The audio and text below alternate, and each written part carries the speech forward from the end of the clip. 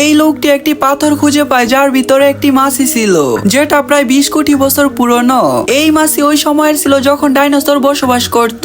মাছি একটি ডাইনোসরের রক্ত পান করে তারপর গাছে গিয়ে আরাম করতে থাকে, কিন্তু সে এটা জানে না তার বসে থাকা গাছ থেকে আঠা বেরোচ্ছিল আর সে ওইখানেই আটকে যায়। কোটি কোটি বছর পরে একটি লোক ওই পাথর খুঁজে পায়। সে ওই পাথর একটি সায়েন্টিস্টের কাছে বেচে দেয়। সায়েন্টিস্ট পাথর ডিল করে এবং মাছির ভিতর থেকে ডাইনোসরের রক্ত নিয়ে নেয় আর ওই রক্ত থেকে ডাইনোসরের ডিএনএ পায় আর ওই ডিএনএ অনেকগুলো উট পাখির ডিমে ভরে দেয়। অনেক চেষ্টার পরে একদিন ডিম থেকে আসল ডাইনোসর বেরিয়ে আসে।